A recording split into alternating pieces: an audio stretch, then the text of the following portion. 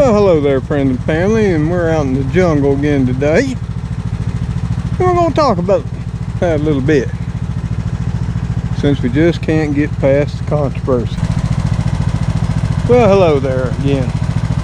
Yep, we're out here in the jungle. I want to say thank you for the overwhelming comments that you don't care what the yard looks like. But still, even on the last video, some people still got a comment about the yard. And even got to make reference, well, I'm an engineer, I should know better. Yeah, I am an engineer. And it's not that I know better, I know exactly. But you might hear in the background, over me talking, that yes indeed, one of the mowers is running. It's not like over the last few days since I've been talking to you last, I haven't been working on this. But I got looking after I talked to y'all last and said, you know, my battery had been postponed till this coming Wednesday from past Friday. That order all of a sudden just disappeared. Wasn't there no more. So I've been seriously doing everything I could. Now the first thing I got going, that I got going my Cub Cadet, after keeping a battery charger on it at 12 amps for 2 days. And it finally fired up. And I'll show it to you right now. So here's the Cub Cadet, still with tools, everything laying around it. And I did get it running yesterday about midday, but it never would go above an idle, which for those of you who know, if it won't do that, then it means the carburetor has some type of blockage in it. And anybody who's owned one of these, because I'm on my second carburetor, they're prone to that. They're also prone to the solenoid underneath them that shuts the fuel supply off for it going out and sticking. And the carburetors can get quite expensive. I think I paid $154 for the carburetor 2 years ago when this happened.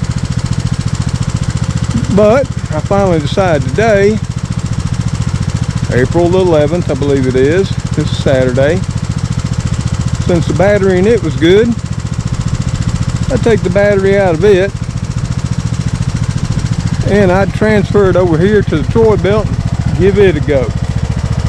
Because the Troy belt's the last mower I used in the late fall of 2019 to collect biomass to keep stacking up on the garden plots. And as you can hear, it's running. So, as soon as I get my tools picked up and everything put back up, we're going to go around, pick up some limbs and debris, and we're going to start getting the jungle mowed for those that really care.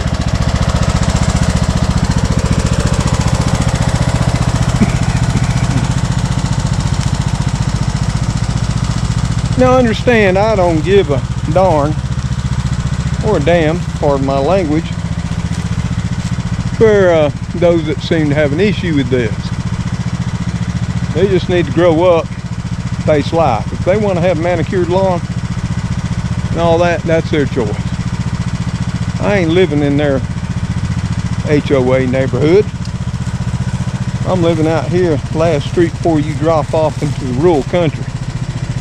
And I'll be the first to admit, if I'd even thought something like this was going to happen, I wish I would have went ahead and not sold my property up on Macedonia Road, because this is about 3.5 miles outside the city, and it was definitely rural, nobody close to me, and I wouldn't have to tolerate all this mess. But such is life, who knew?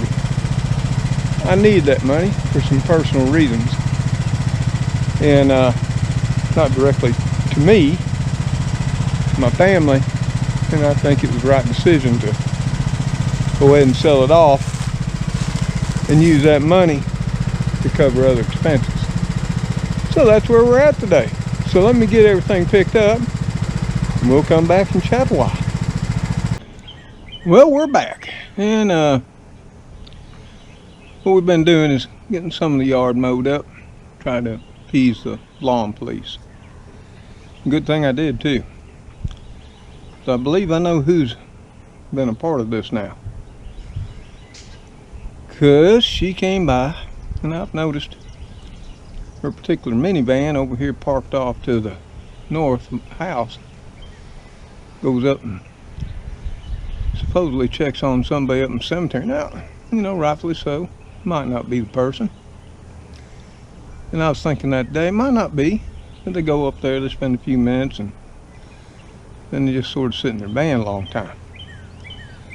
But today, when they finished up with that, they drove on off. I thought, well, it might not be her. But she came back. Ever so slow she drove by the place. I mean, so slow you could hear the gravel underneath the tires crackling. So I'm sort of figuring that's who's got the problem with the yard. And most of the times, that's what happens. People come to the cemetery from other parts of the city, normally the west side there, you know, where all the people got money and power live. We just poor folk over here on the east side and don't get much for it from the city. But then they attend funerals or whatever, and they look over here when, you know, at times I have let my grass go. And then I get complaints. But as you saw, we got the Troy built running. Now the Cub Cadet, that's going to take a little more work. I was hoping she'd go ahead and run, and it would run on idle. But I know that means I got to clean the carburetor out, or I got that solenoid in the bottom it burn out again. Hope that's not the case, because you just can't get the solenoid, you got to buy the whole carburetor. But in time, sometime this summer when ain't nothing much going on, probably during the drought, I'll tear it down, I'll clean that carb up, and I'll throw her back on. The reason I would have hoped to get the Cub Cadet going is that's a much larger riding lawn tractor, or lawn garden tractor. And I normally use it this time of year when I have let things grow up. Albeit not as bad as I did this time, but we all know the reason for that. Is to just rough chop. You know, I keep a pair of spare blades on it, and I just chop it all down. And I leave it for a day or two, you know, let it dry out some in the sun, and then normally I'll come by on that Troy built that's got the bagger attachment and all that, and then I'll suck it all up, and then I use it for mulch around my blueberries, my fig trees, and other garden plants. And then as the year continues and the grass grows, I take the remainder and start putting on the garden plots. And that was the plan this year. But the plan didn't go well, but at least we got one of the mowers going. And I went ahead and got the front yard, little front yard around the front old oak tree done, and got down by the mailbox and front fence.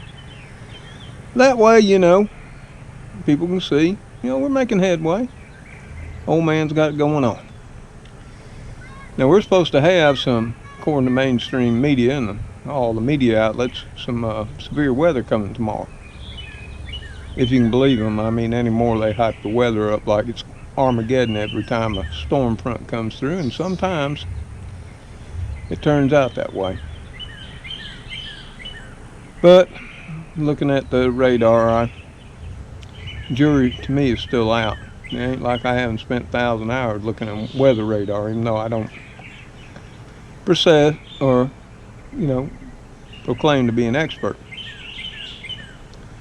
So I don't know, but I'll get up early tomorrow and I'll continue on. I'm about finished for today. It's approaching 5 because Even though transferred batteries and did everything, it took me a while to even get the Troy belt going today. So when I finally got it running, which you saw earlier in the video, it was 3:30 in the afternoon. But I thought I'd take you for a walk around, show you just how I do things. You know, maybe you're interested, maybe you're not. Maybe the kids will be one day in their lives, maybe not. But I do it the same way every year now. And as most of y'all know, I don't rake my leaves up in the fall. And I've been cited by the city for that too. In fact, I actually had to go down there to the courthouse years back and fight them on it. My whole defense was, people don't go to the state parks, the wooded areas in the state parks, campgrounds, and expect all the leaves to be raked up and everything all tidy. No, they go there to see untouched woods, just the way nature intended. And like me, I went around and took about 160 pictures, not only of state parks, but also city parks.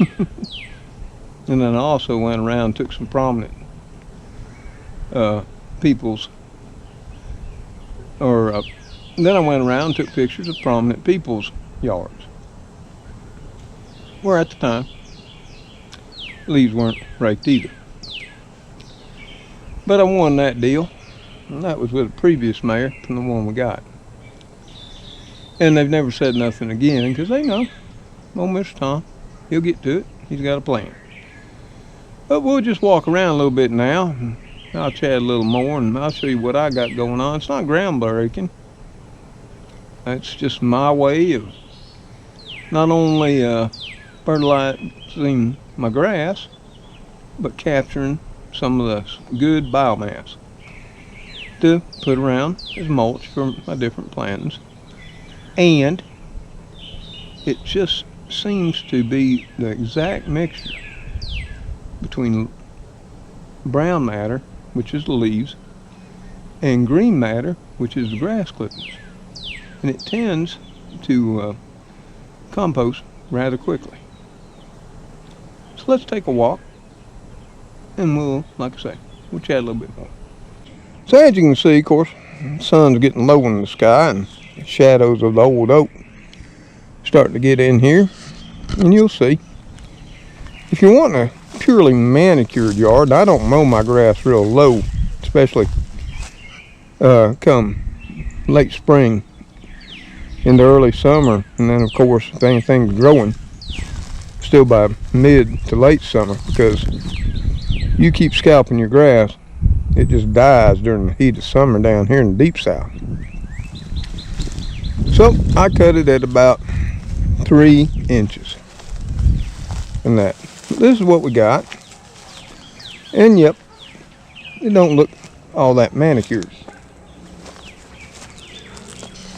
And I'll get out, and where everything's over there in the street, I'll take my rake and my wheelbarrow, unlike some of my neighbors, and I'll rake all that up. And I'll pick up whatever sticks I missed when I was picking them up before. And you can see right here, you still leave some in the grass. And there's leaves matted down in there. We're going to have to turn around so you can see a little bit better.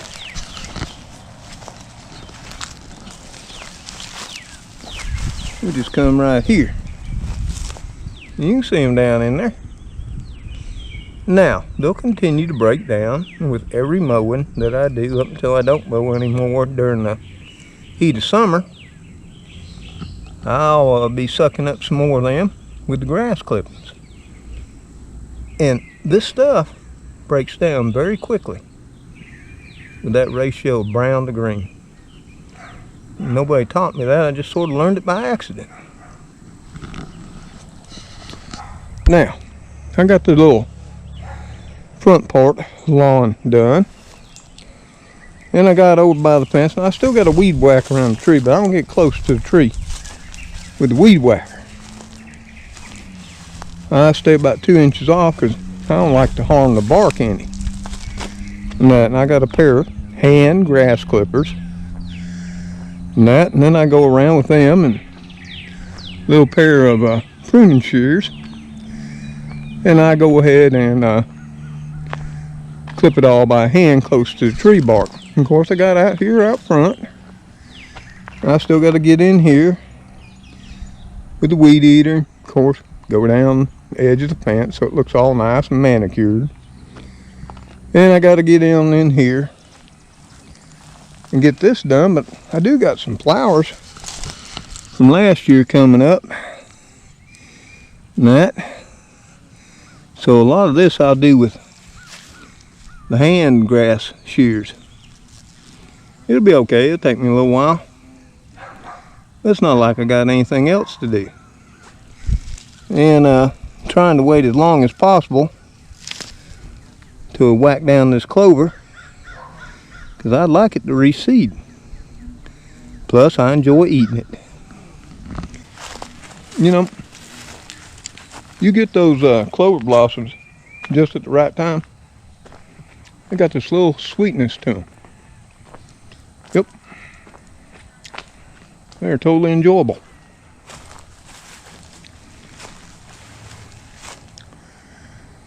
So, I got this part of the front done. In front of the house, there's something I gotta do, and I always wanted to live under some old oak trees. Ever since I was a little boy. And now I do, but there are drawbacks to that. What you're looking at now is what I have to do before I mow every time. I have to pick up limbs. The oak trees are constantly dropping limbs all the time.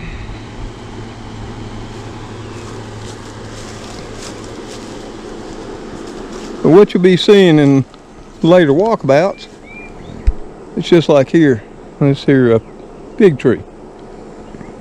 It'll get mulched all around the base of it for about 2 to 3 feet out, about 6 to 10 inches or so high.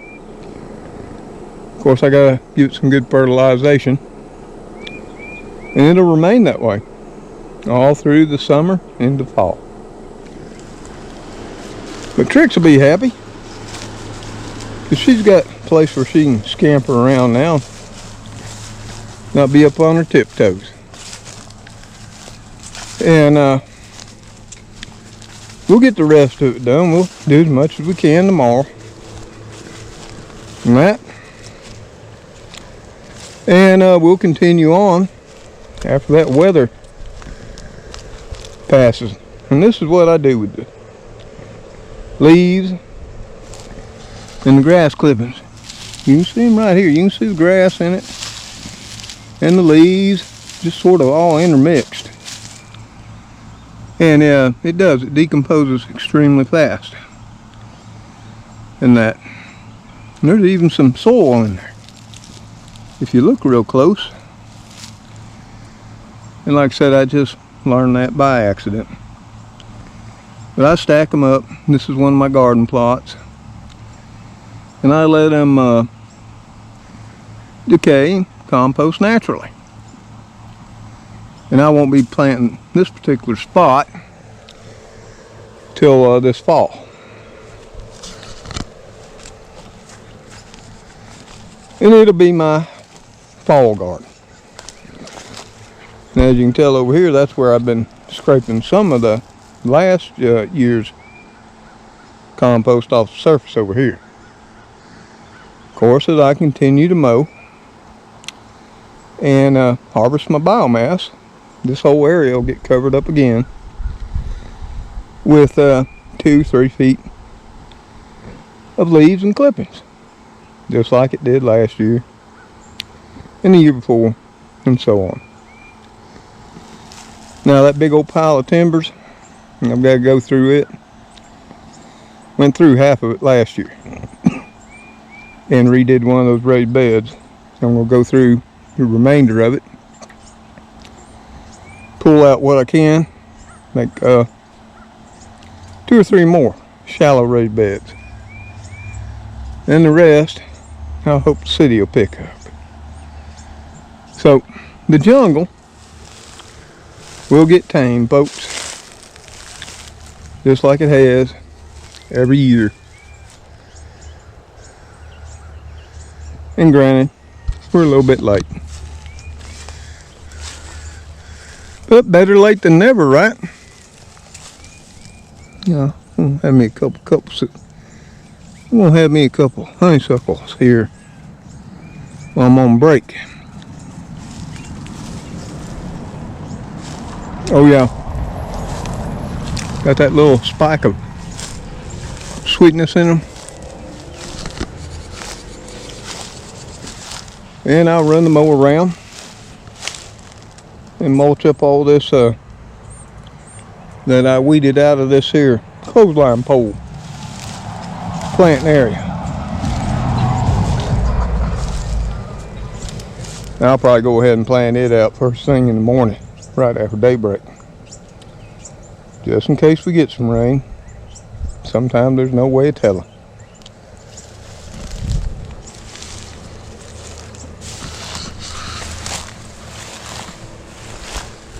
Now, besides picking up all the sticks and branches like I do every time before I mow, this time I went around and picked as many dewberries as I could find, because I'm going to have to mow them down. They'll come back. They'll come back next spring. And I'll probably take some around the perimeter and I'll move them to an area, probably along the back fence.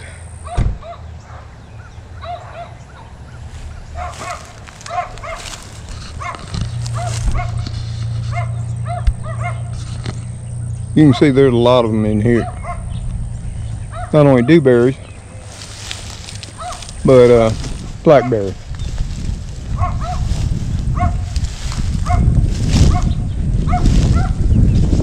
But I'll be walking this area in the morning, picking everything I can salvage out of it before I start running the mower over.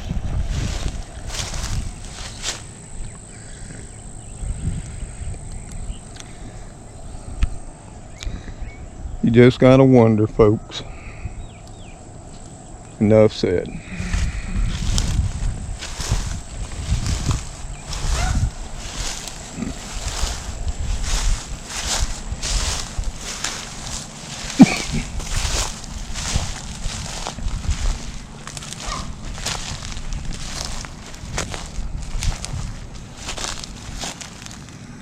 Those are beautiful.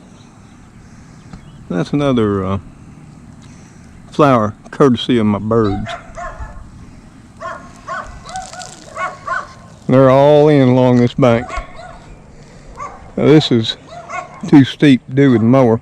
I have to come up here with some hand pruners and the weed whacker to keep it all cleared off. And that'll be happening too sometime next week.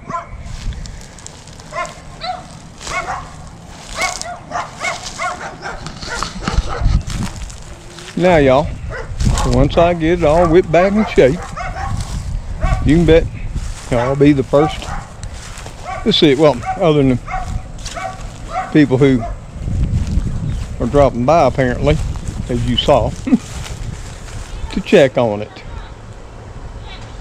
That's life in a small town, isn't it? And maybe that's just life right now. While people are stuck at home and they're bored. I got better things to do than mess with other people. So y'all, hope this video finds y'all all healthy and happy, content, all your family and loved ones well and safe. And like always, until I see you on the next video, y'all take care. Stay safe out there. Remember, take all precautions.